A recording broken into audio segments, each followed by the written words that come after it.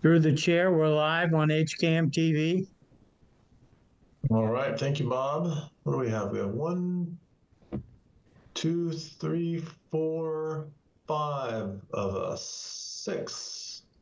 All right, well, good evening, everyone. This is Gary Trendle, Chair of the Hopkinton Planning Board. I hereby call our April 1st, 2024 meeting to order. Pursuant to Chapter 2 of the Acts of 2023, this meeting will be conducted via remote means in accordance with applicable law. This means that members of the public body, as well as members of the public, may access this meeting via virtual means. Participants may access this meeting through the remote meeting link as posted on the meeting's agenda and through the town's online calendar. When required by law or allowed by the chair, persons wishing to provide public comment or otherwise participate in the meeting may do so by raising their hand or otherwise signaling their intent to speak. This meeting will be recorded. Please take care to mute your microphone unless you have been recognized by the chair. We will now confirm attendance of members. Please respond with present if you are on the call. Rob Benson. Rob is not here yet. Jane. Present. Elise. Elise is unfortunately not feeling well, so she will not be here. Matthew. Present. Michael. Present. Vic. Present. Parker.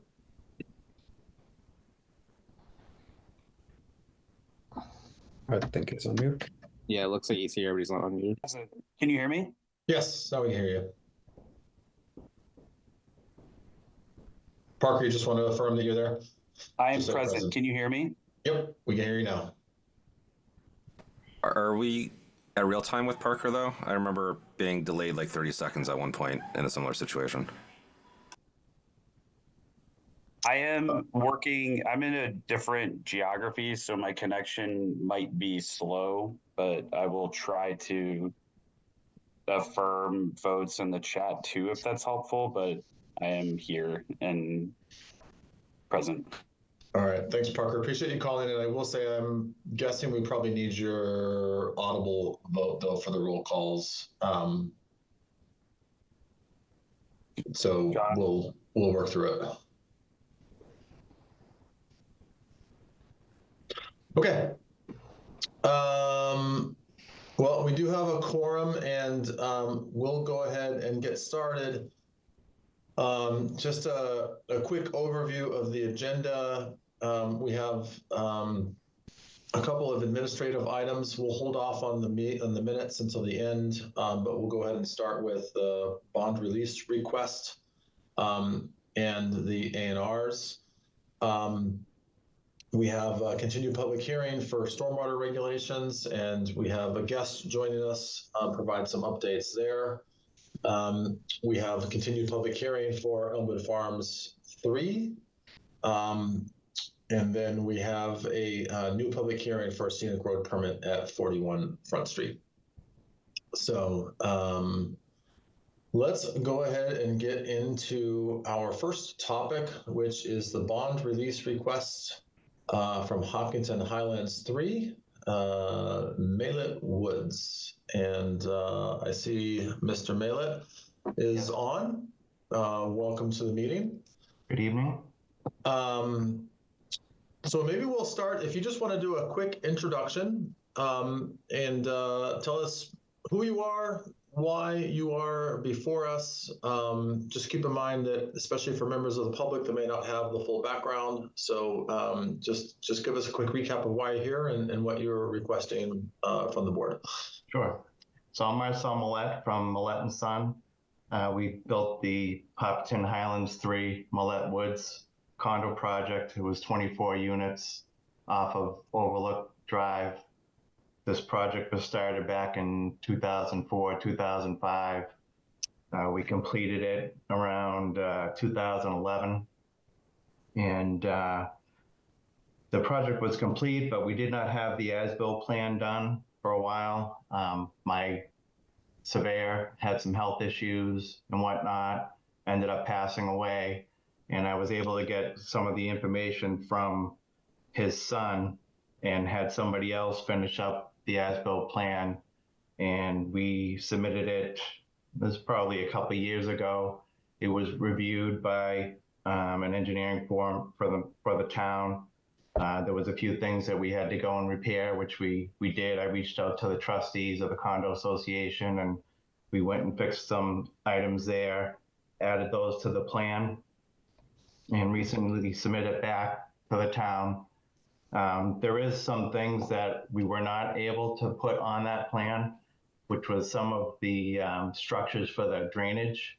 The drainage pipes are all marked on there, but the structures themselves are not. I discussed this with the trustee for the association. They don't have any issues with any drainage there at all. Everything on the whole project is working well, and there's really no issues at all with anything. So and that's kind of where we're at. All right, thanks for the introduction. And just to provide a little bit more context for folks, when a developer builds a project, they put forward a bond. That bond is intended in part to cover any, if the project were abandoned in some capacity, then that's money that's set aside so that the town can finish or resolve those issues. So what we have before us here is a bond that is almost 20 years old for $146,000.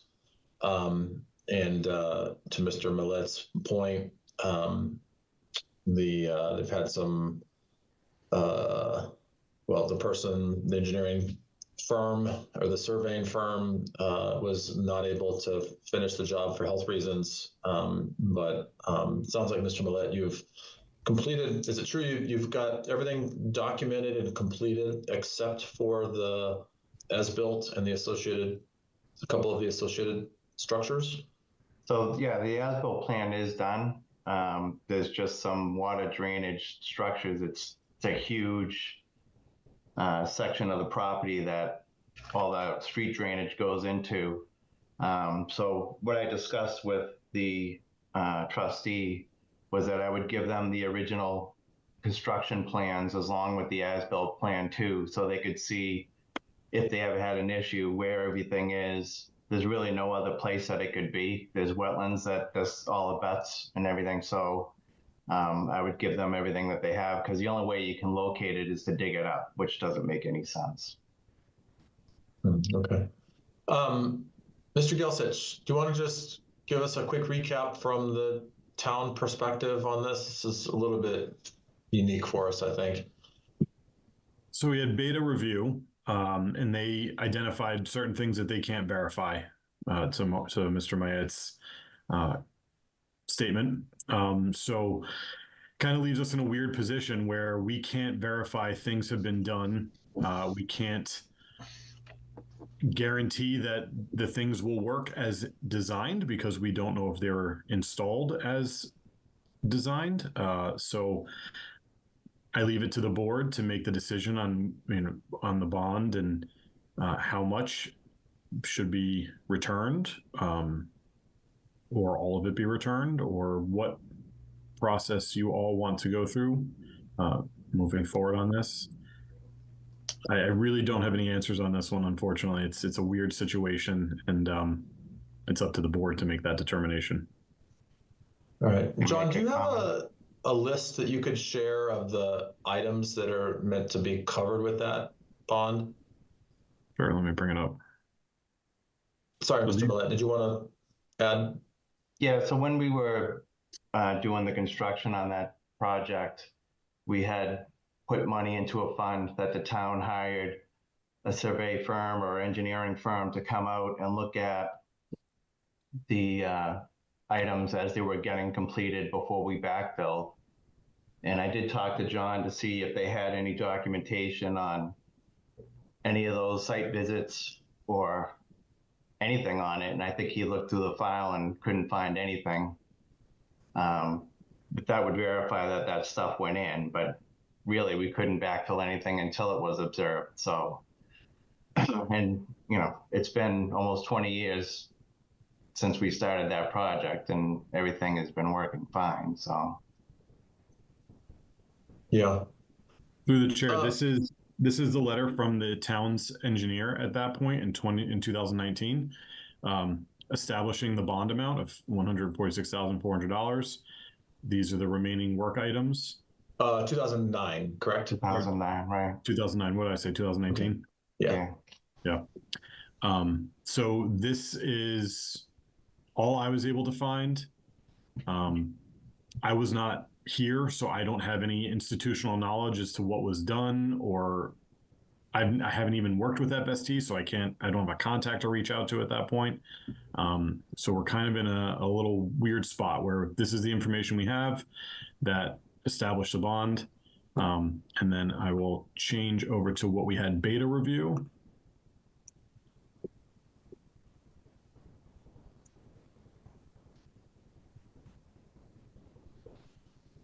And so these were some of the comments that Beta had.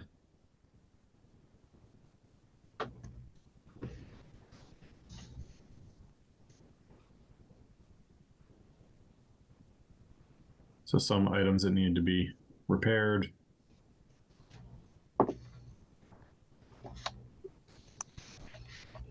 Okay, Mr. Millett, you've seen this report from Beta? Yes. Okay. On the items that they identified, have you addressed those, or do you have any plans to address those? So we addressed what we could. They had sent a couple of reports. The first one was, I believe, a couple of years ago. There was some manholes that had been covered over. We went and exposed those. I think you just saw some of that in the pictures that they were just showing. We did everything that we could do. I think most of the things that they're looking to verify are things that we can't verify unless we dig them up. So that's kind of where we're at. Yeah, and to Mr. Mayette's point, this is a letter from his surveyor responding to the Beta letter and their comments of what things are missing, and the explanation as to the applicant's perspective on those items. So this letter that you're seeing on screen right now is kind of our stopping point. We can't really go any further with the review because no one really has a next step. Okay, so they're just to sort of sum it up. If we go back to the original bond amount, well, I guess let me just say that there's no way to verify the remaining items here because they are things that are underground and we require excavation to verify. Right. And then if we go back to the original bond list, I'll kind of give you a sense as to where I'm going with this. Paving.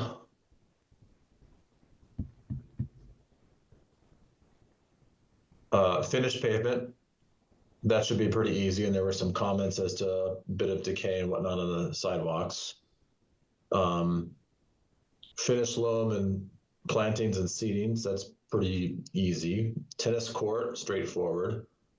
The well improvements. So the well, there was a well that was installed before we purchased the property. And as we were going, it was pretty dry around that time, but the well wasn't keeping up with what it needed to. So we actually ended up drilling it deeper. We hydrofracked it, and that was all approved by the state, I think in 2011. So that work was also performed. Okay. Do you have any documentation of that work, or? I do. Okay. And have you provided that to the town or to Beta? That would have been submitted to the Board of Health, I believe. So they should have copies of that, but I didn't submit it to Beta because it was nothing that there was different ASBO plans for the water. It's its own public water source, so it's more of a state issue than what was on that ASBO plan. Yeah, I understand. I'm just looking at the breakdown. But I do have the acceptance letters and all that. I can send those to John tomorrow. Okay.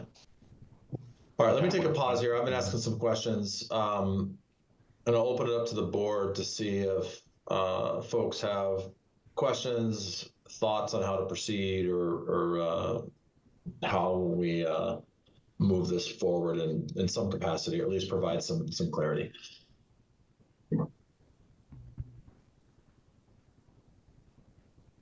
Jane. I'm just wondering if the DPW had anything to say about it and if there's any history of problems up there with drainage or other road or sidewalks issues in the, 15 years since it's been done? There That's a good hasn't been question. any issues that I've heard of. I think Brian Moffett, the trustee, is observing as well. He might be able to chime in. He's been living there ever since we completed the project. Mm-hmm. Yes, I've been here since 2009. Sorry, Brian, if you could just introduce yourself and give us your address just for the records. Sure, my name is Brian Moffett. I live at 4 Trevor Lane, Hopkinton, in the Mallet Woods Condo Association. I've been on the board for probably, I don't know how many years, but seems like 10 at least. And I can attest that the roadway is fine, the sidewalks are fine. Marcel had come in and pulled up the manhole covers that were covered. That work is all complete. I'm not aware of any drainage problems, particularly in the back, the stormwater drainage. The storms we've had this year, we have not had any issues. Okay, thanks, Brian. Matthew. Two things. One, in line with Jane's questioning, is there any empirical way we can infer if anything else that we can't see is functioning properly over this time frame? But the second thing is, I'm looking at the FST report, which I think is actually what's being shared right now. What's the far right column that has the total? Like, I'm just trying to figure out where all the numbers are from. Is that from the earlier bond that was added in? How's that add up to? I think so. I know this is all in my writing, something that I submitted back then, and I don't know if it was reworked after that, or I don't remember. It's been so long. Okay. So it looks like I submitted it on November 9, and then there was a revision done to it on 11/23, where they changed some of the numbers. But the amount on the right is what is currently, it's a surety bond. That's what the amount is now. Yeah, if you look at the amounts in the columns, with the exception of the finished pavement changing to 37 grand, those all add up to 122, and then you have the 20% contingency, so 146,400. Oh, I see. Yeah. Okay. So those got struck out before as things got added. That makes. Yeah, it looks like the finished pavement was higher cost, and then yeah, it almost seems like things were added in there.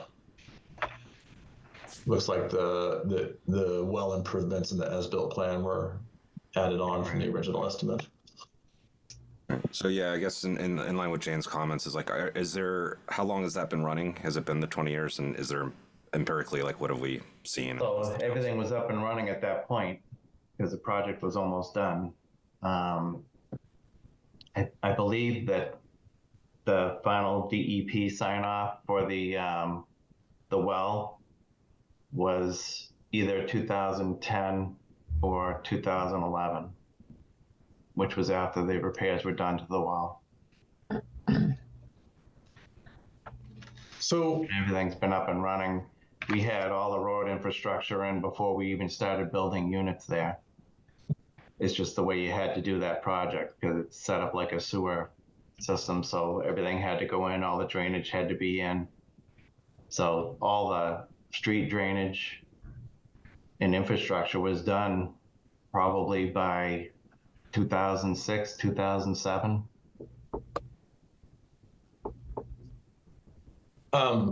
So I have a suggestion here that I'll throw out to the board.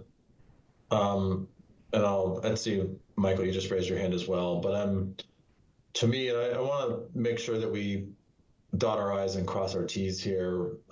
My thought is that we ask for 2 pieces of follow-up.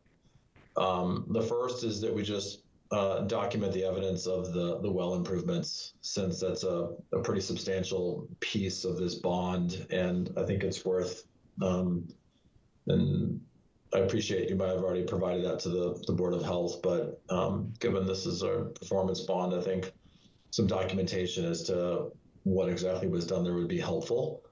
And then the second, I like the idea of just running this past the DPW to make sure that there's no issues that they've been aware of. And I don't mean to doubt or question Mr. Mallett or the homeowner that spoke previously, but I think from our perspective, it's probably just worth verifying those 2 things. And then once those are done, then my hope is that this would be reasonably straightforward to vote on and whatnot. Yeah, so just a comment, this is a private street, private subdivision, so the DPW I don't think they would know anything about what's going on down there.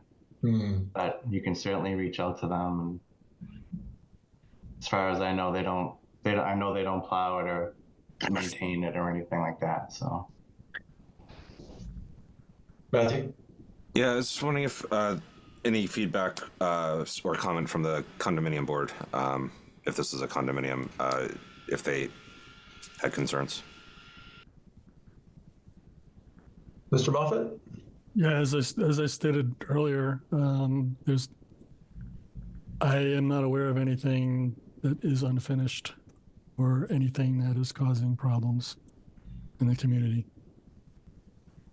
So then I guess the other option is that we rely on the condo association.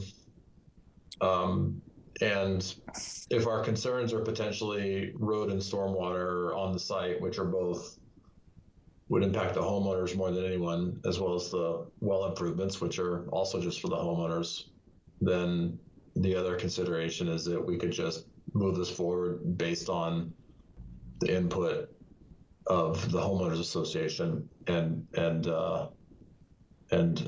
take a vote on it. Through the chair, can I ask a question? Of course.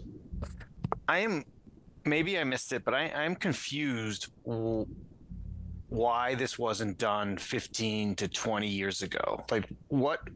It's very odd.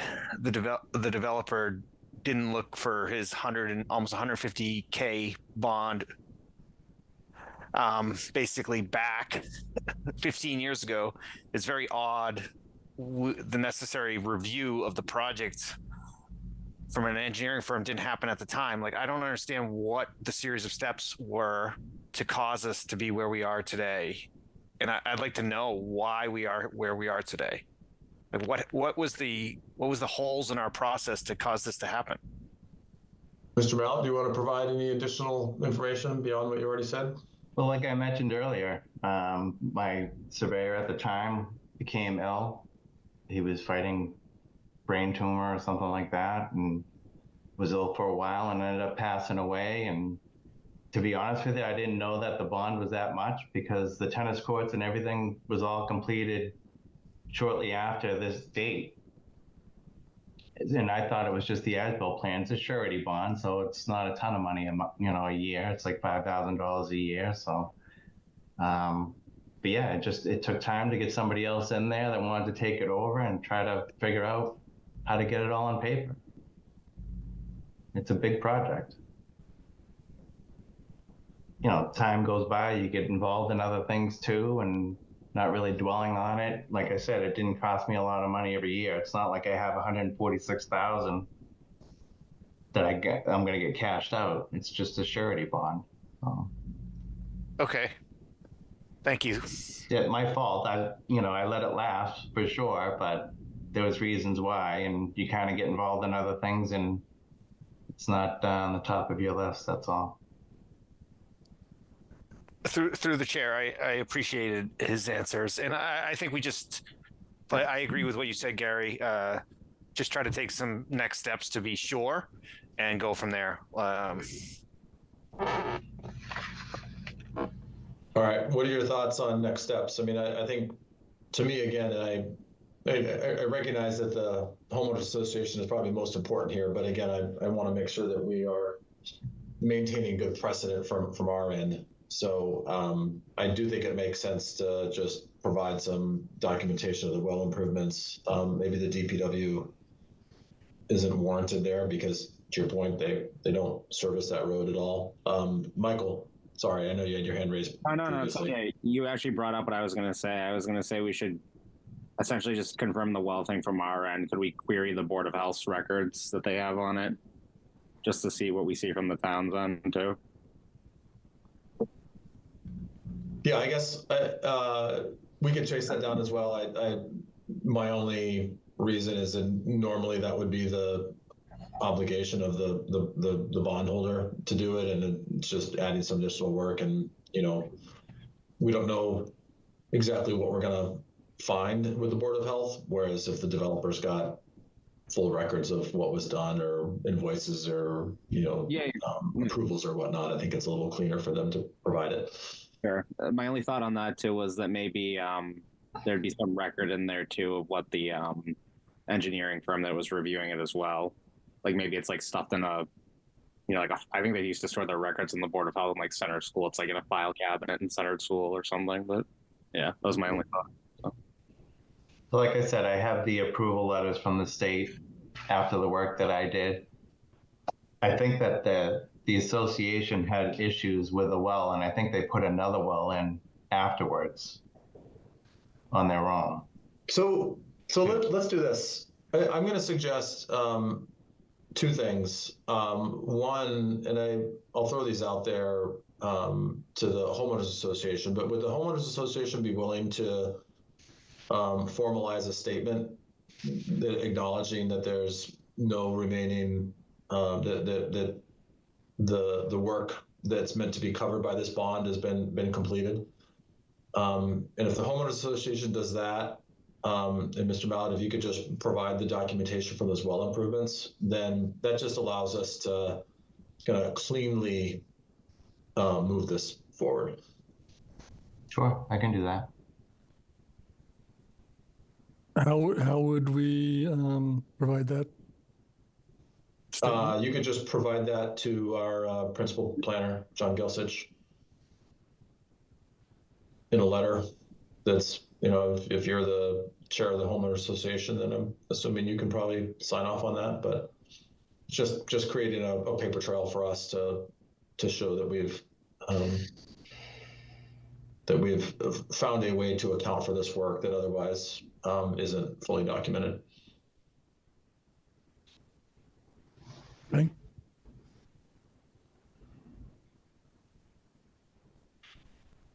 Okay. So I think we've got a plan of action. I don't think there's a need for us to vote on it today, but hopefully both of those are pretty straightforward. And, this will be a reasonably quick process for us once those two action items come back. I'm just going to open it. Planning board members, does that all make sense and seem reasonable? Good for me. All right. And John, do you mind stopping sharing your screen? Only because I can't see everybody. Thank you. Okay. All right. Thank you, Mr. Moffett. Thanks, Mr. Mallett, for joining us. And we'll see you again very soon. All right, thank you. Have a good night. Okay.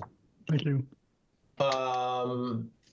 Let's quickly go to the A&Rs. 5 and 7 Honeybee Pass.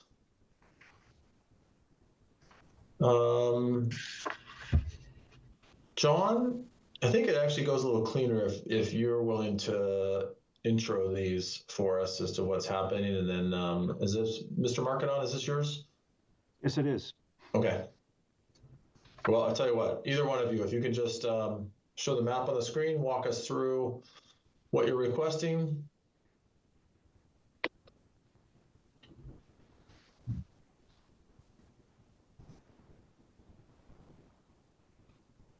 Okay. So it's a change in lot lines. So here is lot 7. Here is lot 5. It looks like lot 5 used to have this lot line. And lot 7 used to have this lot line. So it is taking parcel B. Open up. Remember what's going on here? So parcel A and C. So parcel A is here. Parcel C is down here. Are coming from lot 5 and being conveyed to lot 7. Lot 7 is sending parcel B, this big guy, from this lot to lot 5. So it's a swap of land, not impacting the frontage. Both lots will still have the required lot size. Does not appear to constitute a subdivision and should warrant endorsement. All right. Joe, anything that John missed? No, I think he's got it. We just needed more room than we allotted for septic systems originally. So we've had to alter those 2 lots to create extra area. Okay. And I just have one question before we open up to the board. And I was actually just looking online. Where is Honeybee Pass? Oh, maybe I typed it in wrong. I was looking for Honeybee Lane. Honeybee Pass is one of the new roads for Turkey Ridge subdivision. Ah, okay. Probably not going to show up on any maps right now. Perfect. Would explain it. All right. Questions from the board? No. Seems straightforward. All right. Well, if there are no questions, then I will entertain a motion to endorse the A&Rs for 5 and 7 Honeybee Pass. So moved. Second. All right. So, no further discussion. Rob, how do you vote? Rob Benson, yes. Jane? Yes. Matthew? Yes. Michael? Yes. Vic? Yes. Parker? Yes. And Gary is a yes. The motion carries unanimously. Thanks, Mr. Markinaut. Thanks, John, for walking us through that quickly. Through the chair, just one update for Joe. I don't know if you were here last meeting, but we've got a new process for the A&R, so you can pick that up tomorrow. Oh, Sign it. yeah. I will sign it on behalf of the board, so you don't have to wait. Great, thank you. All right, so let's move on to our continued public hearing for stormwater regulations. And I see we have Emily on here as well. Hello, Emily. Why don't we start with, John, do you want to just give us a process update? And we've been through this, Concom has not looked at it. There's some more recent red lines. Want to just walk through where we are from a process perspective, and then I think you're gonna have Emily go through the most recent changes, or is that something that you want to do?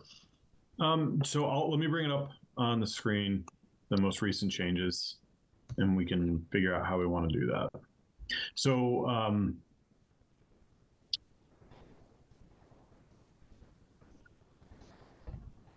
we had originally submitted revisions, well, not submitted, got revisions from DPW and Time Bond, the DPW's consultant, to look into updating the rainfall calculations to be more forward thinking. And so we're not building undersized infrastructure.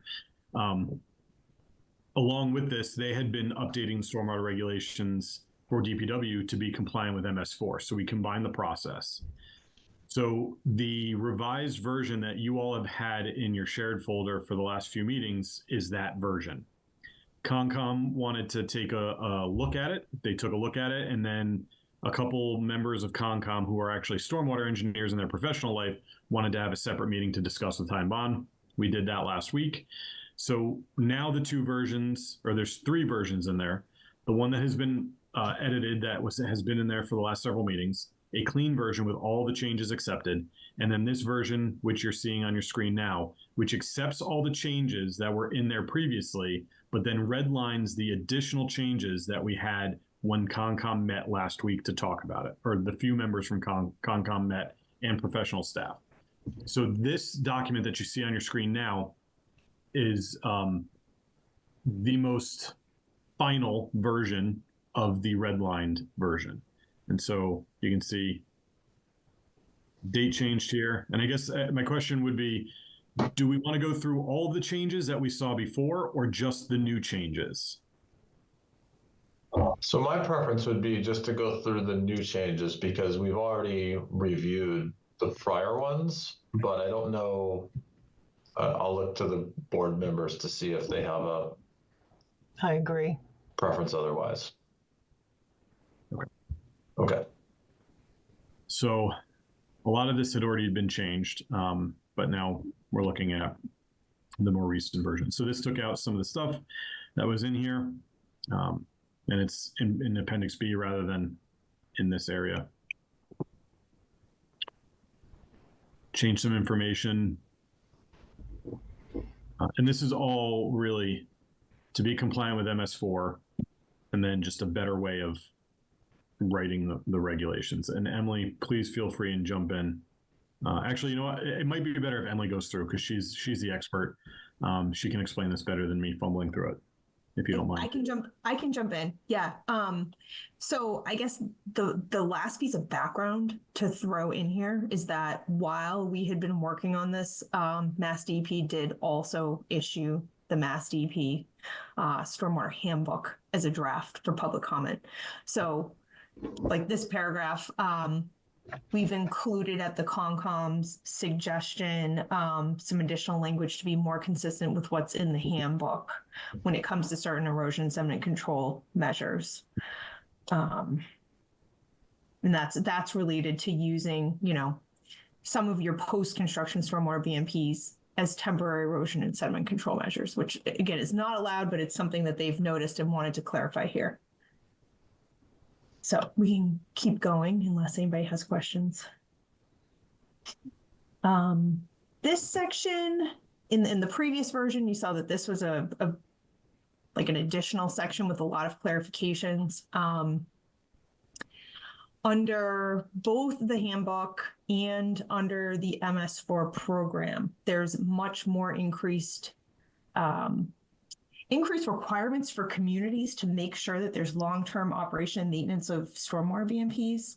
So what we've done is change it from, make sure you're operating and maintaining these properly and keep records to a more proactive annual report from private landowners that have come in for a permit. And we had thought about some communities have wanted to include like an administrative fee because, you do have to take this information in and process it, but we decided not to include a fee for this because we really do want to encourage people to submit these annual reports, and the town takes that information to justify to EPA that they're ensuring long-term operation and maintenance. So just to add on to that, the town is working with some neighboring towns to get a grant to look at a regional stormwater infrastructure enforcement agent. And as part of that grant, it would be to establish a database in the town of all of this infrastructure. And so that we would be able to track when these reports are submitted. We decided to not include that filing fee because we wanted to encourage HOAs, developers, and all of them to submit these and not feel like it's a burden because we want these reports. We want to know that they're maintaining these. We want to keep track of them. There is an enforcement component to it, and it's in a different section of the bylaw, which can still apply, but we wanted to be able to have a grace period where we can reach out, get this information from individuals or HOAs, and then once we're tracking everything in that database, if we notice a pattern of reports not being submitted, or there's a lag of multiple years, then we can go into enforcement. But this is really for our benefit for the MS4. So we want to encourage the people filling out and submitting these reports to actually do it. And so that's why we changed the filing fee and a little bit more. And so I just want to give a little bit of background because there's more to this section than reflected in the regulations that we talked about in the background. Thanks, John.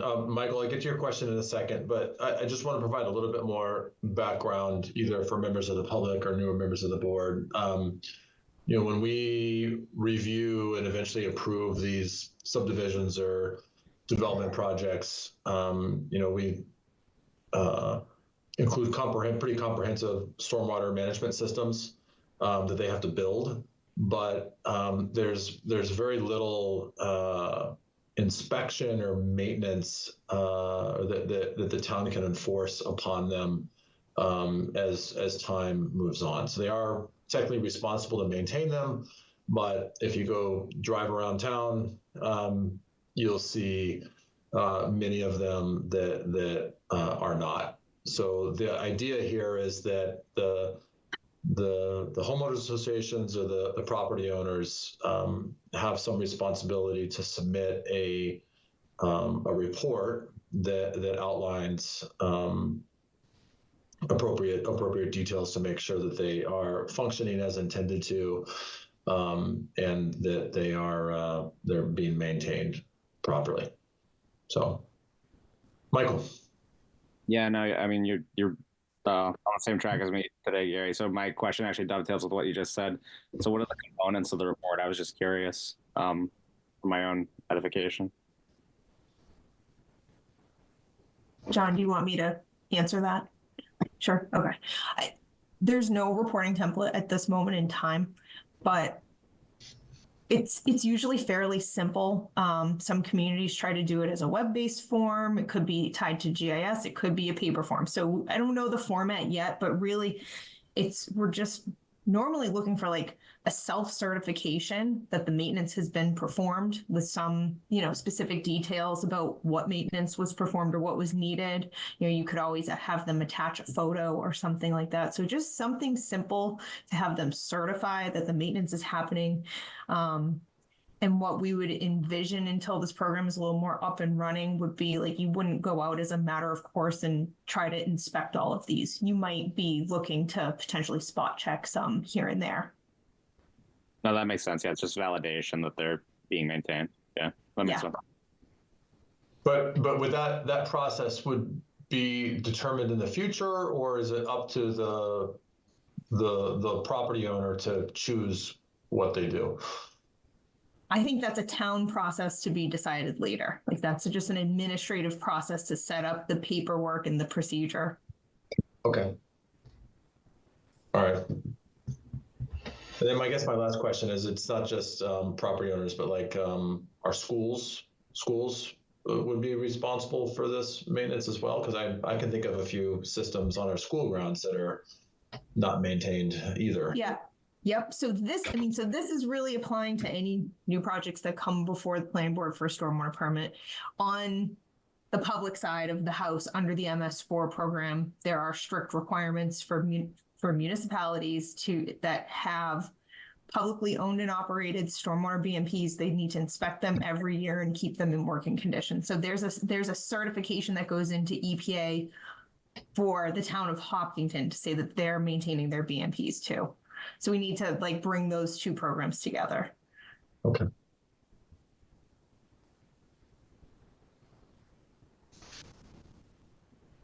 All right. You want to keep moving forward through the rest of the modifications? Yep. Okay. So John's got section 7 up. Section A here was largely all new in the last version. And here we've just made some modifications, largely based on what we're seeing in the stormwater handbook, just so the language is more consistent, because the Mass Stormwater Handbook, the spirit of this section stayed the same from the last version you've seen, but the definitions of low impact development and environmentally sensitive site design have been refined in both the handbook and 310 CMR 10. So we've tried to make that consistent and less confusing, hopefully, how low impact development and environmentally site design are related and work together and are tied to LID techniques are more what you're thinking for green infrastructure. Through the chair, can I ask a question here? Sure. So, minimizing stormwater impact. I don't want to speak for everybody, but I'm not an expert in how to minimize stormwater impact. But it seems like our stormwater regulations kind of trying to dictate landscape design and how that seems counter, and it doesn't seem to be the right thing to try to do. Like, I don't even know how. Like here, if I look at section 2 here, site plans and landscape plans for all proposed projects must take appropriate steps to minimize water use for irrigation and allow for natural recharge of groundwater. How is that an enforceable? I don't even understand how that's an enforceable thing as our stormwater regulations.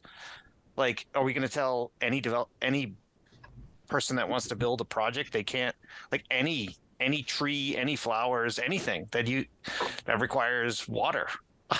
I guess I don't understand how the stormwater regulations, it's appropriate to tie to landscaping that requires water, and like the plants that require water and trees that require water would also help mitigate stormwater issues. So I don't understand. I'm confused, I guess, by that section of this document. So I'm looking for an explanation, I guess. Emily? So, yeah, so this is something I think in an attempt to really break down some of the silos in the way that we've treated stormwater runoff in the past, we have to start thinking about the extreme ends of things. So not just the large storms that we're seeing and how to mitigate that, which you'll certainly see in here, but also on the flip side, when we're looking at extreme drought and you lose the ability to irrigate, and we're trying to have more native species that are drought tolerant in general so that you're not having, denuded landscapes and erosion because the vegetation's died off so quickly in times of drought. So, I mean, this is something that we're seeing more commonly in stormwater regulations, I'd say, as we're starting to think about like water resources a little more holistically. It's definitely, it's not a requirement of the MS4 necessarily to have that number 2 in here. No, but I guess through the chair, I'm trying to think about technically the enforceability of this. Say somebody has a project and they want to put in acres of lawn, and that acres of lawn is going to require water to look good and be usable over time, versus fundamentally no lawn. No lawn would require less water. So are we the way this is written is, it sounds to minimize water use for irrigation, and basically is the letter of this document make that like really an unintended consequence? Not sure I follow your question about unintended unintended, like anyone that owns a home on like an acre property in Hopkinton will want some lawn area and will want some shrubs, and they'll want like a nice looking property. So if this is saying the landscaping needs to minimize water use in general, like, is that so restrictive, that language so restrictive, that fundamentally putting in anything that would require water use irrigation would violate this language? Yeah, so I guess 2 thoughts. Number one, I agree with you that this isn't overly enforceable. And because there's nothing to judge whether it, in a binary world, you can't say whether it is or is not. But at the same time, I can also think of some situations, and I think that we as a board can push on some things. But, for example, I think of all the times that I see irrigation systems that are dumping water into the street that are then going down a storm drain, which then need to be managed. Well, that's not a very well-designed system. If the ground itself isn't able to recharge, and you're getting runoff in some other capacity, that's a poorly designed system. And I think Emily's point about drought situations and high water demand plants, if we go into a situation where they die off because of it, like ground cover on a hillside, for example, that can lead to problems long term. So to me, I agree, it's hard to enforce this, but I think we can all recall times as board members where we've utilized things like this to push on native species, on pollinators, just even on landscaping plans and plant selection that that could have some positive effect and minimize the risk associated with stormwater management. So that's kind of my take. I don't know if folks feel otherwise, but I guess my question, Rob, is there a downside to this? I mean, I think the downside is if this bylaw still is in place and still several decades from now, and there's a board with a planning board that really wants to stand by the letter of this and basically say to a developer, you want to build a subdivision with 10 homes, you can't have any landscaping. That would be an unfortunate outcome, in my opinion. To me, that'd be pretty hard to enforce when it says minimize. It doesn't say eliminate. It says minimize water use for irrigation and to allow for natural recharge and preference towards native species. I mean, I don't know. Not really a concern for me. I'm supportive of it. It's not enforceable, but I think it's good practice. So that's just my take.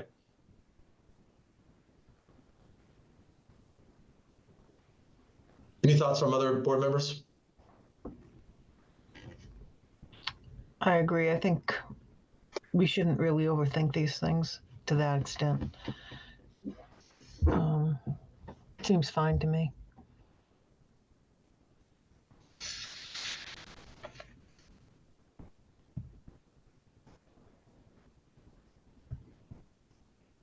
All right, any other comments before we move on?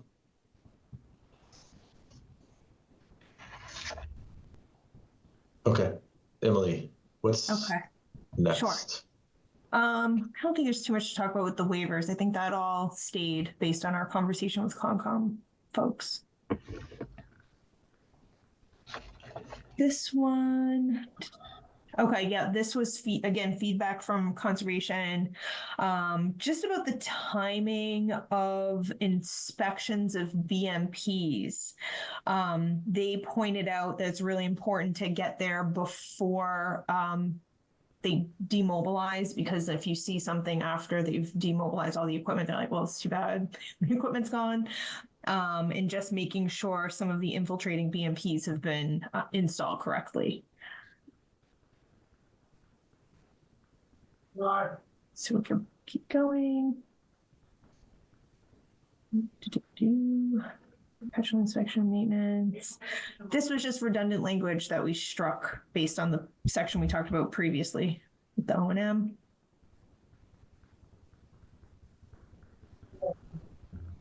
Okay. Moving on to definitions.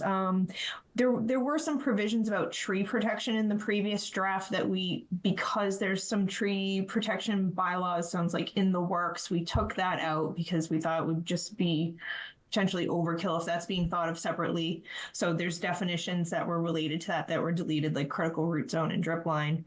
Environmentally sensitive site design matches the Massachusetts Stormwater Handbook now. In this, just a side note that the definition of low impact development is in your bylaw, so we could not change it, but it has slightly changed in the Massachusetts handbook, so we added some clarifying language into the body of the regulation. We can Emily, keep going. I have a question about the tree changes, and I guess I'm I'm a little reluctant to pull those out. Okay. Just because we don't have a tree protection bylaw. Tree protection bylaw is likely going to be controversial because there's not a clean way to write it. And I think, to me, trees and protecting trees are one of the best ways to help manage negative effects of stormwater and just general disruption from development. So I'm just curious to hear. I mean, are there other concerns within these clauses that create some problems, or is it really just the idea that, well, if we have a tree bylaw, then we wouldn't want it to conflict with this? I think it's the latter. I think that was the concerns. And John, tell me if I'm wrong. I think that's what I heard from our conversation the other day. If we don't want to write something that's going to conflict in here. Okay. I don't know. I'm curious to ask the board members how they feel about that. Through the chair, are they proposing, or somebody proposing a tree bylaw? Is that why it's struck, or? Zach has discussed and talked some about it in a lot of different capacities, but there's nothing in the near future. It's one of those things that we all love the idea of finding ways to protect more trees and forests and woods, but the execution of it is just inherently challenging in terms of how do you decide which trees to protect and which ones you're okay taking down. You know, in this, what we had written previously, which I have up in front of me, but we had written that at the discretion of the planning board, existing trees on private property with a diameter at breast height of 10 inches or greater and existing trees within the right-of-way and or town property may be considered protected trees and be retained on the property. And then it goes on. It's just a brief couple of paragraphs about marking those trees, protecting the critical root zone and drip line with fencing, you know, so those trees can be retained. It's certainly not a substitute for a full tree protection bylaw, but it at least gives you some discretion to say, like, these trees can't come down here. I agree with you, Gary, and I would be curious of taking Emily's language and then adding a addendum to disqualify any non-native species. Could be a healthy compromise because trees are essential to erosion prevention, and I agree with your sentiment.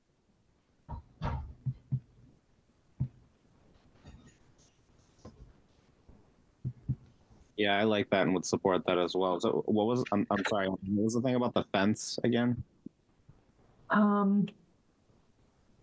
Thing about the fence was just once you've identified protected trees, so the area surrounding a tree, which includes at a minimum the critical root zone and drip line for protected trees, must be enclosed with a fence prior to land disturbing activity and remain undisturbed until work is completed on the property so as to prevent damage to the tree. The planning board may require tree replanting either on the applicant's land or on land abutting the applicant's land with express written approval of the owner of such abutting land where protected trees cannot be saved. It's just to prevent people from digging up the tree, essentially, while construction's going on. Yeah. Or damaging the trees.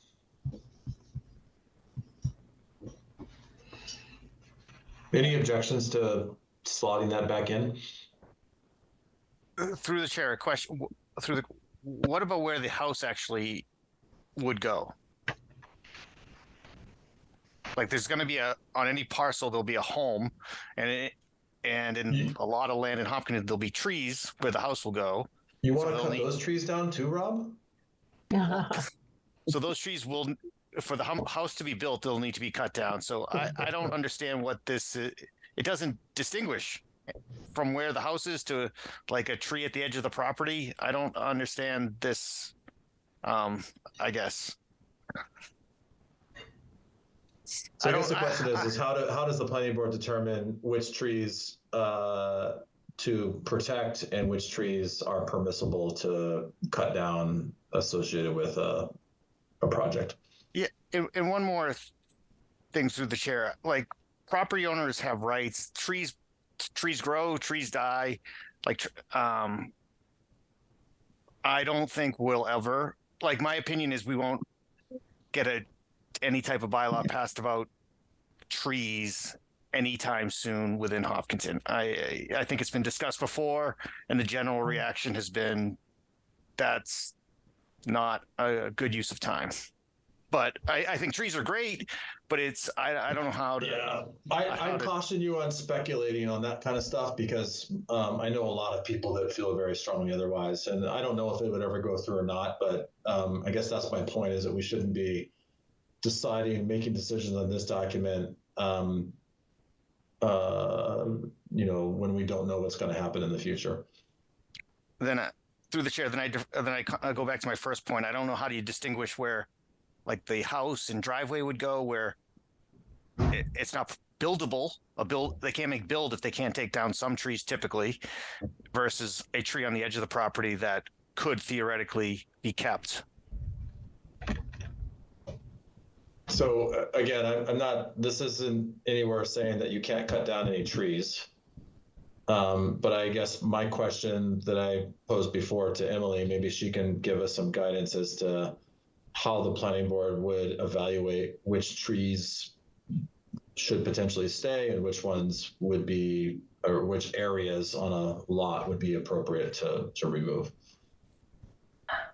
Well, and I do think that this ties into the environmentally sensitive site design, which is required by EPA and DEP to the maximum extent practical, like looking at your building envelope to determine where you're going to have the least impact and how can you develop the site. So you need the least stormwater mitigation after development. So again, it is written loosely, and can I share my screen, John? Because I can pull up these paragraphs. Let me try to do that just so you can see it. Oh, it is disabled. I just changed the setting. You should be able to do that now. Let me try it. Okay, let's see. Screen 2, share. And Emily, really quickly, while you're pulling that up, I think just as an anecdote, I think of Chamberlain Wayland subdivision as an example that some of you might know, where they've clear cut a pretty massive amount of property, and they clearly have a lot of stormwater issues because of that. And so, certainly you need to clear some trees to build houses. That's understood. But right now, the road is constantly flooded. They're constantly making improvements or updates to try and manage that. They've got massive amounts of land that have no shade. They're all irrigated. Like, to me, that's a great example of how a new bylaw like this can help the planning board and enforce a little bit better design work than what's out there today. Yeah, and I would delete this collection of financial contributions, just so you know, because there's an expanded version of this language where you can talk about like banking money for trees, and it becomes more of its own bylaw at that point. But this is just a pared back couple of paragraphs to allow you to at least point out some trees, again, presumably within reason on the property, instead of just coming in and clear cutting the entire lot.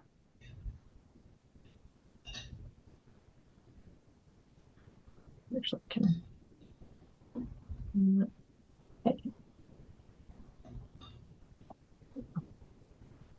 All right, so I'd be in favor of incorporating some of the tree protection language back into this. I know a couple of us have commented on this, and we don't need to take a formal vote, but I'd love to just get a sense as to how other folks feel about it, and if we see a clear majority that don't want to, then we can hold off on that. But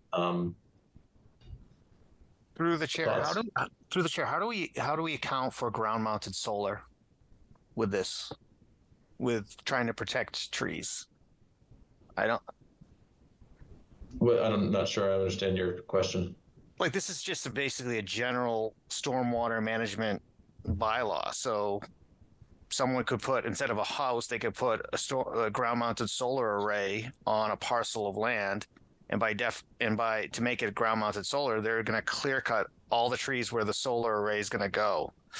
So I don't know how a stormwater management like section of our bylaws will account for a parcel where a home goes versus a parcel where a ground mounted solar array was going to go. Well, the ground mounted solar system would still require a stormwater management system. But that's why we have an engineering firm that reviews it and incorporates it. It meets our standards and bylaws. That's what I'm saying. So if our stormwater management bylaw says we have tree protections, that seems to be in conflict with a solar developer wanting to clear cut the whole parcel. It's not saying that we can't cut trees down.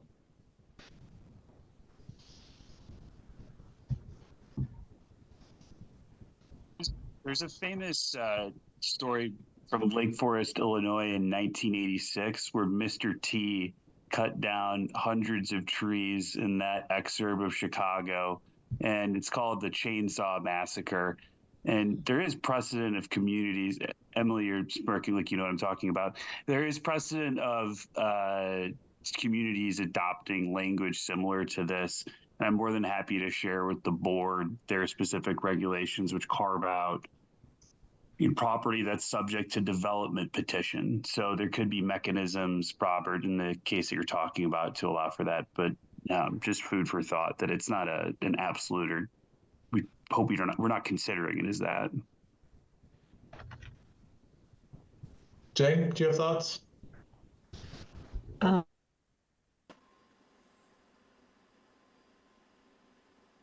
Oh, we lost you, Jane.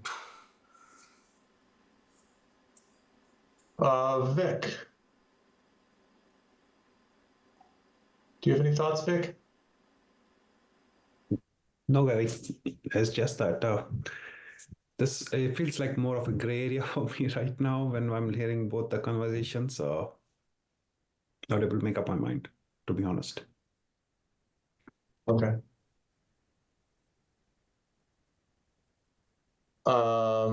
Parker, any additional thoughts? I feel like we should consider incorporating it or reincorporating. All right. And Matthew? Yeah, well, I hear some of the concerns that Rob's saying in terms of how does this get implemented in practice if it were to be adopted. I like having the paragraph there. I think it does give us extra tools to work with in terms of the stormwater management plan. And I do like striking the financial contribution bit, unless we want to talk more about that. It just seems like it alters the purpose of managing the water in that area. Yeah. I agree. Jane, do you have any thoughts on the tree discussion? No, not really. Not right now. Okay. So I guess I'm hearing one. Rob, I'm assuming you're against including any tree language in the bylaw? Yeah, I would not. I would see if we can provide pass any protection for trees as a standalone zoning change, and not try to incorporate it into stormwater management where it could cause the whole changes we're trying to propose here to be at an issue. Whereas I think if we can keep it this clean to just stormwater management, it's easy to pass and to basically say this is the go forward regulation. But when we start including things that could be confrontational, like trees or landscape requirements, it just makes it people the general ability to ask questions greater. So I would remove things that could be provide questions. Just to clarify, John, question for you. Do these changes all go before town meeting? No. Okay. So this is our right to determine and modify this bylaw. Yes, if this gets passed tonight by planning board, it is effective tomorrow. All right. So I think what I've heard so far is 2 of us are supportive of it. 1 is against it. I guess I'd just like to kind of continue the straw vote and see where the others sit, and you know, we can make a decision from there. I'd prefer to get to resolution on some of these details, just so that we don't have to go back and revisit again. So of those, either Jane or Vic or Parker or Michael. Yeah, I mean, I'm very supportive of it. You know, I think it's a good thing for you know, water retention in the ground, and I think it's better looking. You know, I think sometimes when they, you know, they have the subdivisions where they clear cut everything around, and you just see like a hill with, like, you know, boxes everywhere. It's unappealing looking, and yeah, I mean, this would be at the discretion of the planning board too, right? So, you know, it could change over time, right? You could have people who are more permissive on the board to cutting down trees, and then people who are less permissive. So I think it makes sense. I think whenever you go in to change, when you're going to build anything, septic systems, homes, or whatever, I've seen often sometimes they do try and protect a really old tree, and quite often what happens is that the root structure is damaged inevitably during some part of this process, and then 2 or 3 years later they end up taking the tree down anyway. But I mean, it's not a bad idea, certainly. There's just nothing guaranteed. But Jane, isn't that why they have the drip line and the fence around it? Because I would agree with you. I mean, I can think of trees that they've gone up to the 3 feet within the root structure, and well, yeah, no surprise. But yeah, yeah, I've just seen it other times. You know, it's just prohibitively. You know, they try, but often it doesn't work. It's a great idea. So would you be for or against the tree protection language in this bylaw?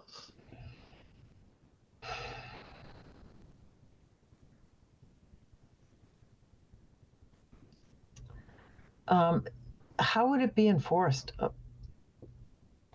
There's, I think, to our discussion prior, these are our guidelines. So there's not a clear mechanism for enforcement, but it does, I think Matthew said it well, it gives the planning board some additional tools to push towards better or smarter design.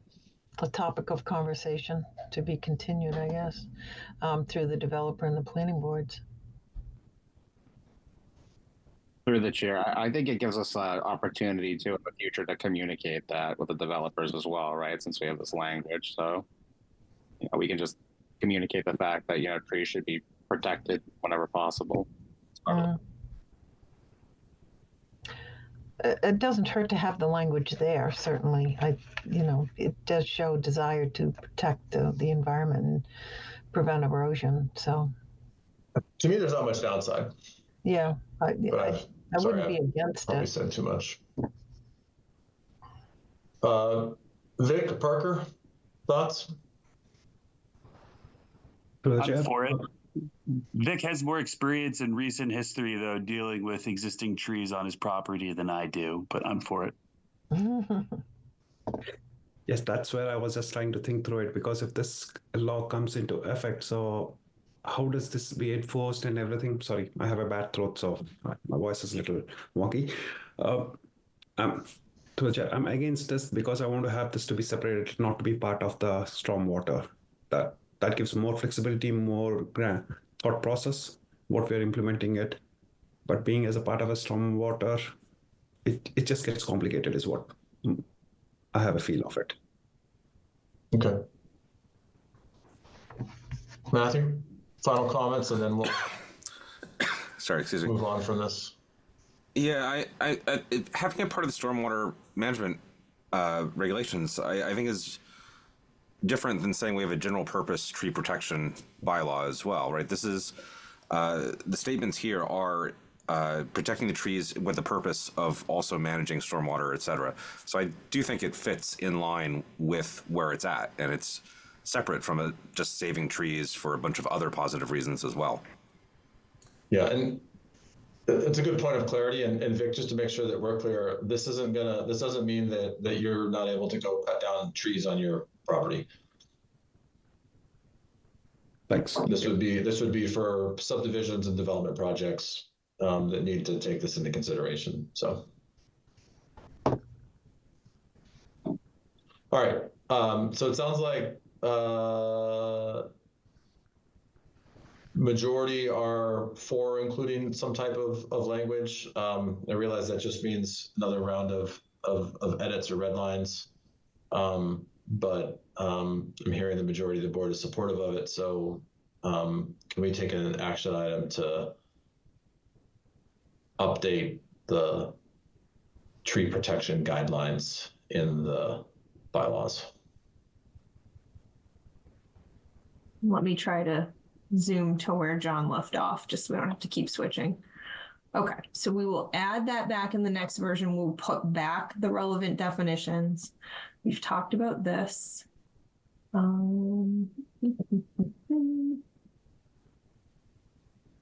Okay, this is one that is maybe nitpicky, but the new Mass Handbook has moved from saying stormwater best management practices or BMPs to stormwater control measures. So we have a little bit of a mismatch of both because you've probably got BMPs written into other parts of regulations in different places than in the bylaw. So we just want to make sure we have both of those things.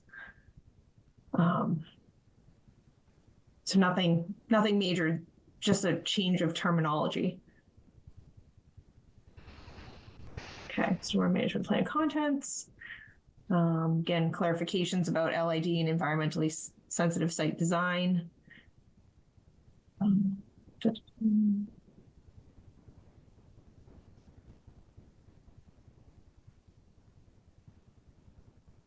Might be getting to the end. Oh, hang on. Performance standards for redevelopment sites. Okay, based on feedback from conservation, we changed this language about offsite mitigation. So offsite mitigation is something that's allowed both under the MS4 permit for redevelopment and also in the Massachusetts handbook. But they thought that offsite mitigation should be at a ratio of 2 times the attenuation volume of the required runoff, not recharged, retained, or treated on site. They thought that that would really incentivize project owners to try to mitigate stormwater on site before they start looking at offsite mitigation. Offsite mitigation has like additional criteria in the handbook now, which is great. The other piece of this is, offsite mitigation it could be easy to facilitate something like that if there is a developer that owns multiple properties within the same Huck 12 watershed and could do that trade-off. It starts to get a little bit more complicated if they're looking for a site to improve, say, on town property. So it's just something to think about with the mitigation. But in general, the group with DPW and conservation thought it's a nice tool to have in your toolbox to give folks an option to think of some creative solutions where there could be like an overall watershed benefit if they can't do it on their site.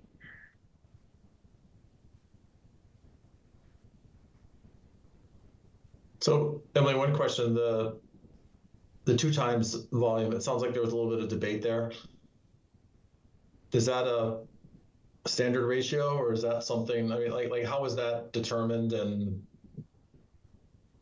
so honestly, that did come from the group. I could do more research to see if that's a standard ratio.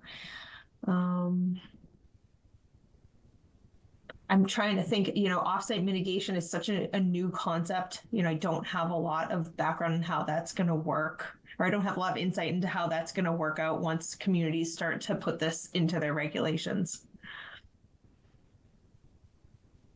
Okay. I mean, is there any downside to this, or is there, I guess we could engineer this to death and we could probably debate a lot of stuff in it. And at some point we need to move it forward, but I'm just curious from your professional opinion, if this is something we should dig into a little bit more, or if. Is there any downside to this? It's quite protective, right? With the 2 times. I mean, it is really the way it's written still encouraging people to do what they can on their own property. So I think in a lot of cases, they're going to select not to use offsite mitigation because they won't want to do the 2 times attenuation.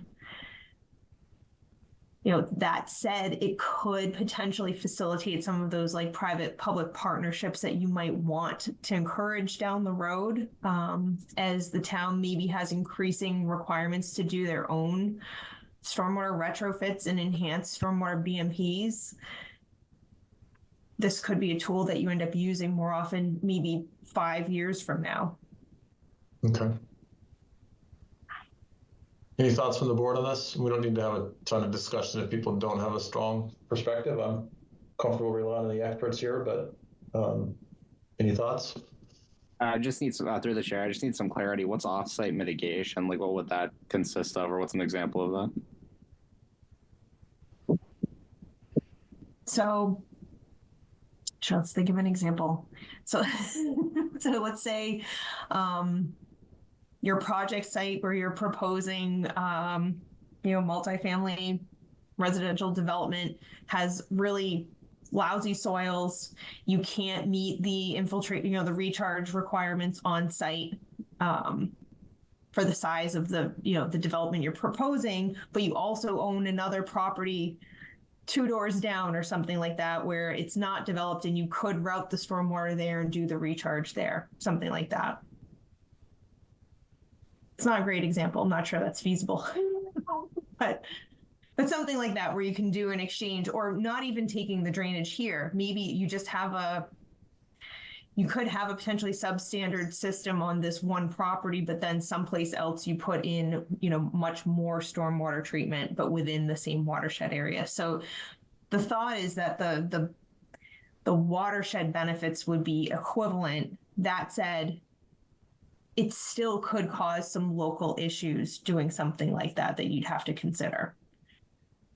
So it's not a slam dunk by any means doing the offsite mitigation. I think it's with, and it's only for a redevelopment, but as some of these redevelopment standards, if you look at this, it has become, redevelopment used to be to the maximum extent practical, just try to make it a little bit better. And there weren't really great criteria for that. This gives actual numeric criteria for a redevelopment, which may be difficult to meet.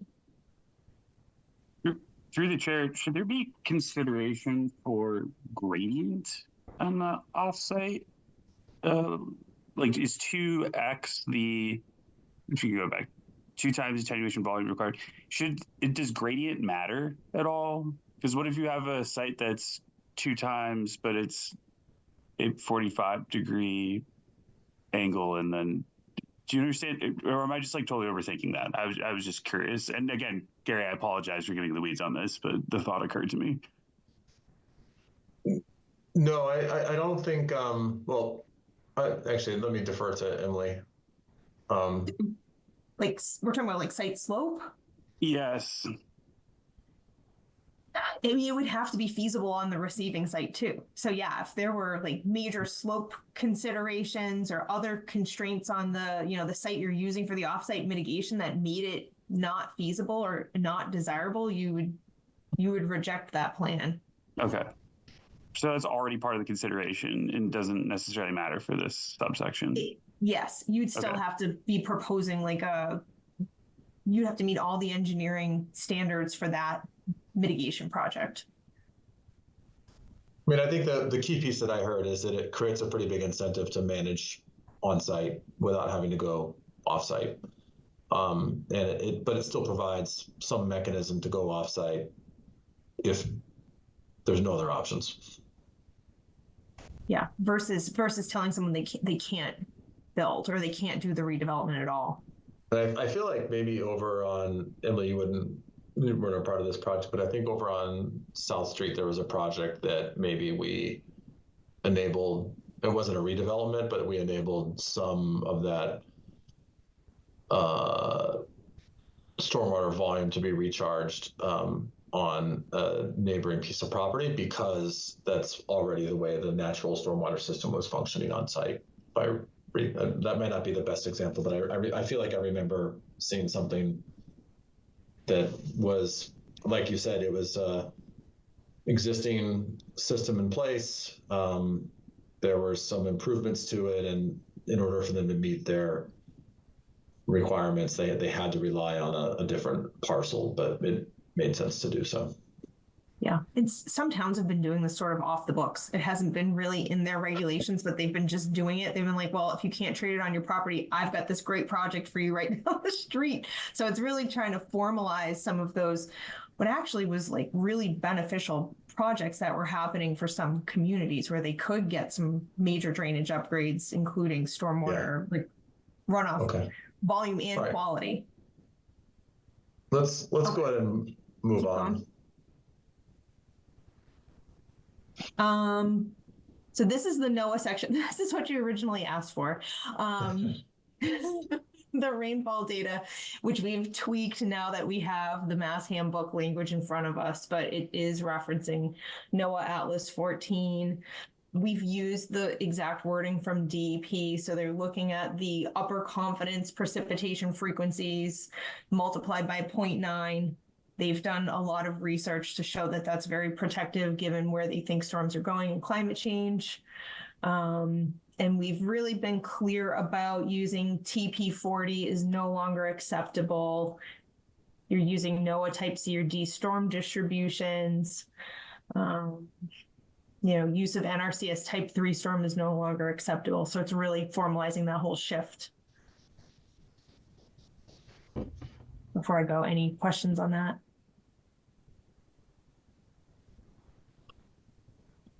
Okay.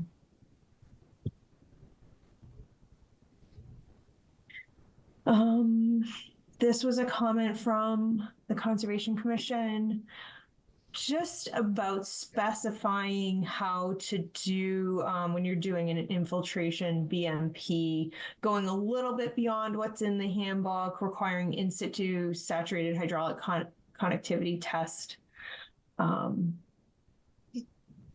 For anything that's requiring receiving stormwater runoff from 2,000 square feet or more of impervious area with NRCS soils in groups B or C.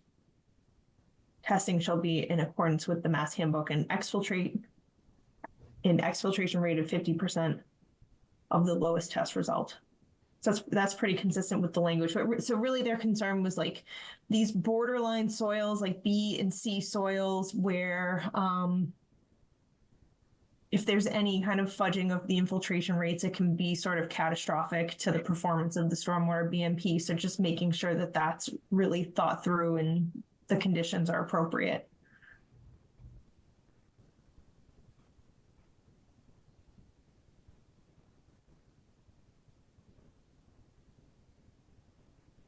That really is the end. Okay. Thank you, Emily. Appreciate the run through. I have just one last question for you. Actually, quite a few updates in this last revision.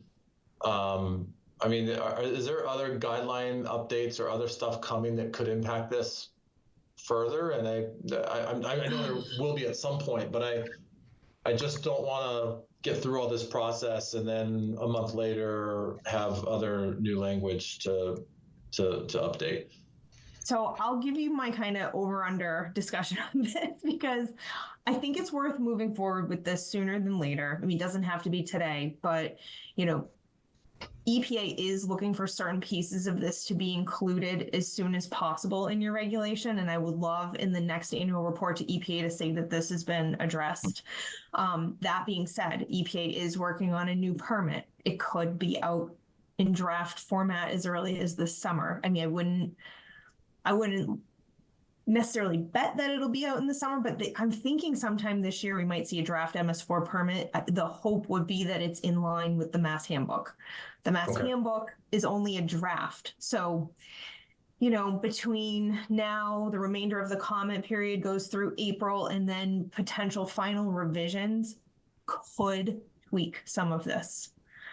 So nothing is completely guaranteed, but we think that this sets you up to comply with what EPA wants. It's aligned with the handbook and references the handbook. So even if it changes in the final, you can still point to the handbook. So I think you have more of an incentive to move this forward, even if you need to massage it in a year because of the handbook update. Thank you. I appreciate that. So I think just to sort of sum up what I'm hearing, it sounds like as a board, we're aligned on all the changes with the exception of the tree protection language that was in place. So I'm going to recommend that we go through one last version of this. I just feel like it's a little premature to, you know, given there's some, certainly some, we had a lot of discussion on that tree clearing language, so let's make sure that we get that to the point we're all comfortable with, and then you know, I think we can close all the other edits out for the time being, and then circle back once more, finalize that language, and then we should be able to take a vote. Make sense? Yes. Good. Okay, so then let's see, when's our next meeting? Our next meeting is going to be April 22nd. So I'm going to recommend that we continue this, or I'll entertain a motion to continue this public hearing to April 22nd, 2024. So moved. Second. And assuming no further discussion, Rob, how do you vote? Rob Benson, yes. Jane? Yes. Oh gosh, I lost my cheat sheet here. I'm going to fall out of order. Matthew? Yes. Michael? Yes. Vic? Yes. Parker? Yes. And Gary is a yes as well. So thanks, Emily. Appreciate it. Okay, thank you. And yeah, home stretch. We're almost there for now. Until next year. All right. All right, have a good night. Thanks, you too.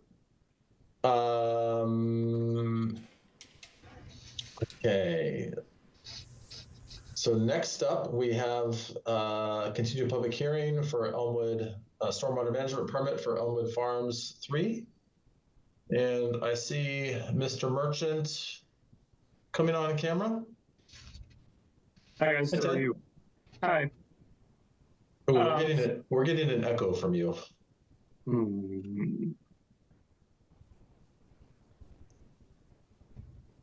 Are you still getting an echo from me? A slight one, yes. And it doesn't look like anyone else's mic is picking up.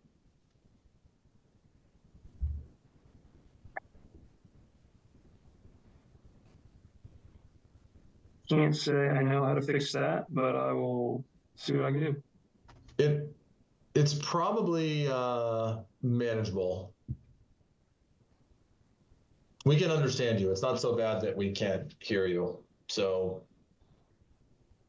maybe we'll move forward and see how it goes. I changed my microphone. I'm wondering if that helped. Yes, solved it. Excellent. So I'm a little bit dark here. Sorry about that. I swear I'm here. Just came to give a brief update on where we stand with our application. I didn't want to go too long without being in front of the board, but don't have a full presentation for you tonight. We have been going back and forth with Pear on their comment letters, we think we're to a spot where we can achieve a clean comment letter from them. And our engineers are currently making the adjustments in the plans to be able to do that. So we hope to get staff a revised plan set here this week that addresses all of their outstanding comments. There are also some outstanding comments from DPW that we need to work through that John and I are trying to meet together with that staff to work things out. But we are just wanted to give you the brief update of where we stood. Nothing major to report today. All right. Thanks, Ted. John, anything to add from a town side or from a peer review side? No, nothing to add in terms of the review of the application. Like Ted said, they're working through with PAR, and we just need to get some stuff done. It's a timing issue at this point, just trying to schedule people. The only comment I have is when you vote, if you vote to continue, which I assume you will, we also need to continue the decision deadline. So I just want to put that out there now before I forget. Okay. And I know that we've continued this a few times, so maybe I'll just take a moment and see if there are any pressing questions, first from the board, and then anyone from the public. So we'll start with the board. Any questions, concerns? No. Okay. And then any comments or questions from members of the public? I know there's not a lot to present on, but we're letting the process work its way through, and then we'll go through the details and address any outstanding issues once there's alignment between the developer and our peer review engineer.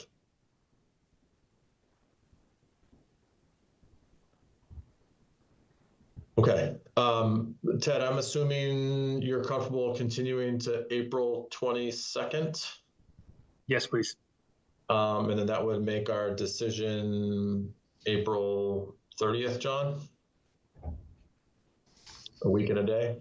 Okay, so I'll entertain a motion to continue the public hearing for Elmwood Farms 3 stormwater management permit to April 22nd and the decision to April 30th, 2024. So moved. Second. All right, assuming no further discussion. Rob, how do you vote? Rob Benson, yes. Jane? Yes. Matthew? Yes. Michael? Yes. Vic? Yes. Parker? Yes.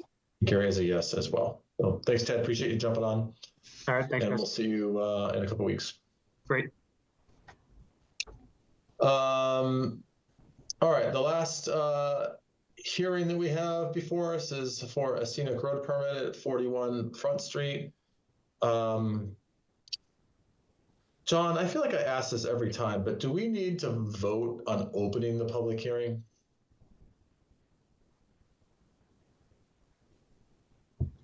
Good question. Might as well. I'll look into it. All right. I will entertain a motion to open the public hearing for 41 for scenic road permit at 41 Front Street. Rob Benson, so moved. Second. All right, assuming no further discussion, Rob, how do you vote? Yes. Jane? Yes. Matthew? Yes. Michael? Yes. Vic? Yes. Parker? Yes. Gary's a yes as well. All right. Looks like we have Sam. Are you our applicant this evening? Yes, I am. Welcome to the planning board. Thank you. And appreciate your patience. If you can start with your name and address, and then just want to explain why you are before us tonight. Sure, of course. My name is Sam Woodson. I live at 41 Front Street. And what we're looking at right now is the plot plan of 41 Front. You can see the existing building there. that main rectangle, and then off to the right of that, you'll see the proposed addition that we're putting on the home. So we have an order of conditions that was just completed with the Conservation Commission. So during that process, they mentioned to me that we're on a scenic road, and in order to put in the construction entrance, the temporary construction entrance that we're requesting, we had to come for a permit through you guys. So what you can see here is the red circles across the right above the words construction access. That's the existing stone wall location. And then the black section is approximately where we're going to put, where we'd like to put the construction entrance. But we'd have to remove part of the stone wall, 10 feet wide, and just move the rocks over to the side for now. Put in a gravel construction entrance. And then when we're done, we would remove it and then replace the wall as existing. So really just to get to that construction area, we have our well is in our front yard, and then there's a grade change. So in order to go in through our driveway and then across the front yard and then over to the construction site, it would be hard for the trucks to make the turn around the well. And then there's a grade change. So they were concerned about our construction company's concerned about the trucks getting up that little grade change. So what you see here in the red is where we would be removing the rocks temporarily. And then that's from the other side. And you can see that rock there at the bottom of the photo. That actually marks our well, so we know where it is. So we need to get around that. So that's why we're asking for this entrance. Got it. All right, thanks for the intro. Appreciate the pictures, super helpful. I've been past your house many times on my bicycle, so I've seen that wall before, so just super helpful to have those. So from a process perspective, I'll just say, to me, this should be reasonably straightforward, but we do have a process that we use for hearings of this type. And that is in our packet, but starts with the project intro. We'll get a staff report from John, quick discussion on decision criteria, and then there's a whole lot of formalities in terms of waivers and conditions and whatnot. So, yeah, so we'll go ahead and work through that outline. So next up would be staff report. John, do you want to give us your summary of this proposal? Sure. So as you said, I think this is pretty straightforward. They just want to move the wall temporarily, then rebuild it. I did note that they have one sapling that I think is 3.5 inches. So that would have to be removed, which is slightly over the threshold. So I added a condition that the board can either include or remove, but it's that the applicant shall plant, there's a typo in it, so I'll read the corrected version. The applicant shall plant a tree of similar size and species to the one sapling proposed for removal after work has been completed and the stone wall has been replaced to its original condition. All right. Thank you, John. And just so people know too, there's some background as to why we do this, and we've had some situations elsewhere in town where stone walls were removed and rebuilt, but to a very different style. Some cases they've been modified and not put back, or different stone brought in. And so the intent here is just, I think as a board, we recognize that this probably makes sense for construction purposes. We just want to make sure that it all gets put back together to resemble the scenic and potentially historic nature that it is today. So. All right, so decision criteria. Just to remind everyone, Chapter 160 covers our scenic roads. The planning board's decision on any application for proposed work affecting scenic roads shall be based on consideration of the following criteria. Section 160.6. The degree to which the proposed work would adversely affect the scenic and aesthetic values upon which the scenic road designation was originally based. The necessity for the proposed work in terms of public safety, welfare, or convenience. Compensatory action proposed, such as replacement of trees or walls. availability of reasonable alternatives to the proposed work, which could reduce or eliminate anticipated damage to trees or stone walls, and then whether the proposed work would compromise or harm other environmental or historic values. Consistency of the proposed work, and then lastly, consistency of the proposed work with previously adopted town plans and policies. So that's what we should be weighing this proposal against. Any questions or discussion with regard to the decision criteria? Matthew? I had a question about the sapling, but not necessarily that. I guess it's kind of in scope of the decision criteria based on John's comment. But I was trying to understand. Yeah. I can either ask it now. Okay. Sure, go ahead. Looking at the picture, is it that little tree that's sticking out near the right end of the red line? That's just on the. It's just in scope because it's on the side of the wall. Is that? So yes, so the tree is between the curb and the wall. Okay. See if we can see it here. It's pretty small. Is it off to the right? It's off to the right. Right there. It's yes, Yeah, that right little next to thing that. sticking out. Yeah. Okay. Kind of an ugly junk tree. Yeah. Well, and I guess Gary or through Gary to John, like what's the specifics about how that gets enclosed? Like that doesn't seem like it seems like a I forget the wording, like a critical part of the scenic nature. So I'm wondering exactly how that gets covered in here. So through the chair, trees that are over 3 inches in diameter at breast height are considered trees that are protected under the scenic road bylaw. I'll just jump out on this and say that I'm not terribly concerned about that tree that's growing crooked out of the wall. Anybody object to that? No objections. I second your sentiment. Okay. All right. Other questions? So I think fair question, Matthew, on the decision criteria. Any other questions or comments about the decision criteria?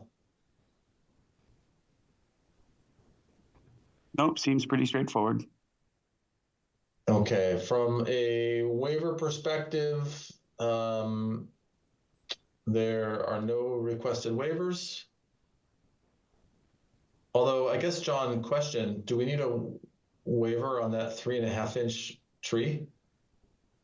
No, you could do a waiver, or you could make a finding that says the tree appears to be, I don't know, make up some language that says it's not non-critical for the scenic qualities of the road, non-viable to continue growing in the position that it's in. I don't know, so something to justify it. You don't even have to do that. It's just a compensatory action at the end and the conditions. If you just don't want to include that condition in the decision, it's not a big deal. Okay. All right. So from a findings perspective, the proposed findings was that the board finds the proposed work relative to the submitted scenic road permit application conforms to provisions of Chapter 160, and that all applicable criteria and standards set forth in Section 160-6 have been satisfied. And to me, the key point here is that this is temporary. So it's all going to be returned to the way that it was, minus that 3.5-inch tree.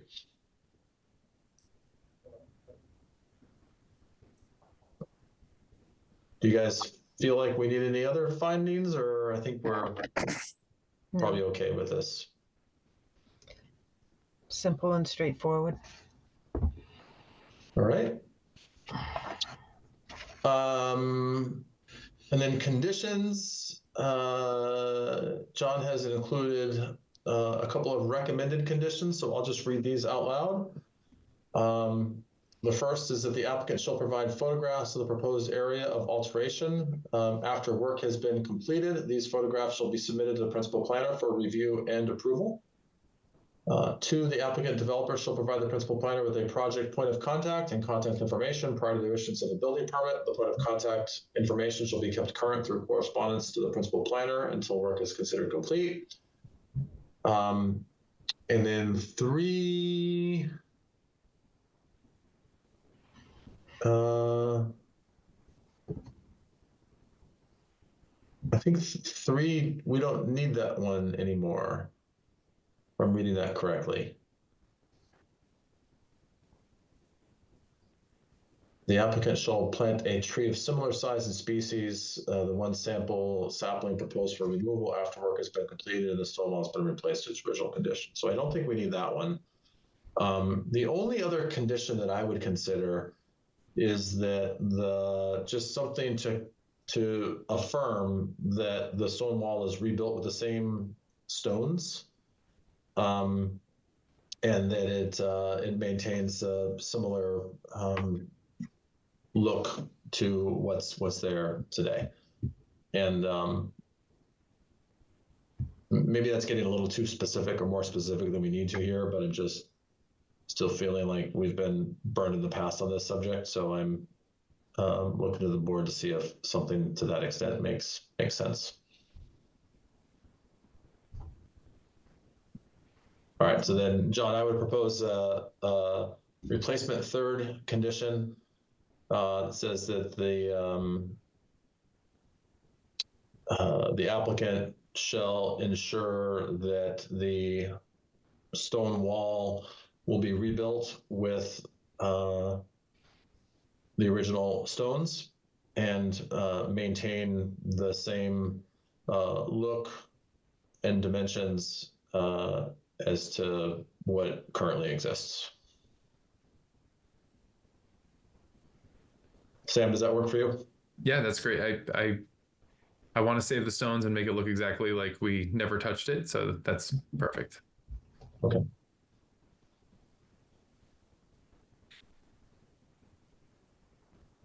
Any other through the chair? conditions? I was drafting the condition when you were also reading it. So how about this one?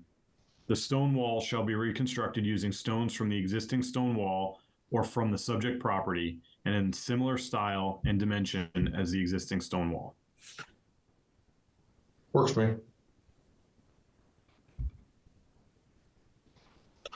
Any other proposed conditions?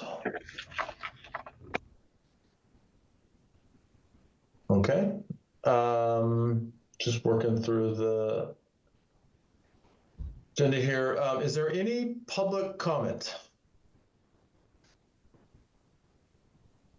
Doesn't look like we have a lot left, but I do want to, it is a public hearing, so if people have questions or concerns, now's a chance to ask.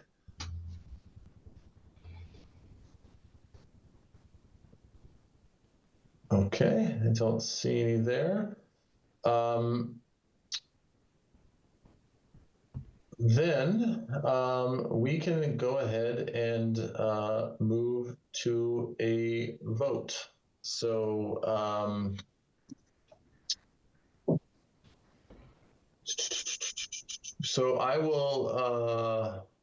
I will then entertain a motion that the board finds that the proposed work relative to the submitted scenic road permit application conforms to the provision of Chapter 160 and that all applicable criteria and standards set forth in Section 160-6 have been satisfied. Rob Benson, so moved. Second. Assuming no further discussion, and again, we're just voting on the findings here. Rob, how do you vote? Rob, yes. Jane? Yes. Matthew? Yes. Michael? Yes. Vic? Yes. Parker? Yes. And Gary is a yes. And then we can go ahead and move to the conditions and approval. So I will entertain a motion of the board approve the scenic road permit with the conditions as they were previously read aloud by the chair and the principal planner. Rob, so moved. Second. All right, assuming no further discussion, Rob, how do you vote? Rob, yes. Jane? Yes. Matthew? Yes. Michael? Yes. Vic? Yes. Parker? Yes. Gary is a yes as well. And then lastly, I'll entertain a motion to close this public hearing. So moved. So moved. Second. Lori, you got it? All right. Rob, how do you vote? Rob Ensign, yes. Jane? Jane is a yes. Matthew? Yes. Michael? Yes. Vic? Yes. Parker? Yes. And Gary is a yes as well. Sam, thanks for joining us tonight. Good luck with the addition, and I look forward to seeing how it progresses. So Awesome. Well, feel free to stop by. Thanks. Through the chair, before Sam Yes. drops. Sam, I don't know if I have your contact information or your email. I guess it's probably in the application, but I just want to be able to email you the decision. I should be drafting it this week, and then we'll file it with you, and then we'll send it over. So if you could shoot me an email when you have a chance, that would be great. Sure. And which email? What's your email? How do I contact you? It's on the website. Jay Gulch. I've got your information on the application. I'll follow up offline. Okay, that's perfect. Great, thanks. All right. Last order of business for us tonight is the meeting minutes. Any questions or comments or suggested edits for them? No, they all looked good. There were several, Yes, thank several you. minutes. Thank you, Lori. And so if there are no comments or questions, I'll entertain a motion to accept the meeting minutes for March 4th and March 18th, 2024. So moved. Second. So we no further discussion. Rob, how do you vote? Rob, yes. Jane? Jane is a yes. Matthew? Yes. Michael? Yes. Vic? Yes. Parker?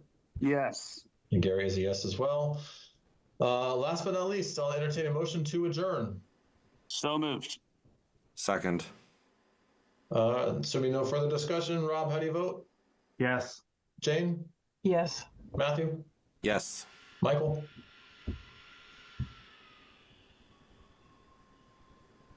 Michael? Oh, yes. Parker? Yes. Vic? Yes. And Gary is a yes. Sorry, I threw you guys off there. I went out of order.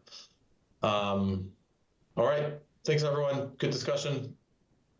Have a great evening. We'll see you all in a couple of weeks on April 22nd. Thank you. Have a nice spring break, everybody. Cheers.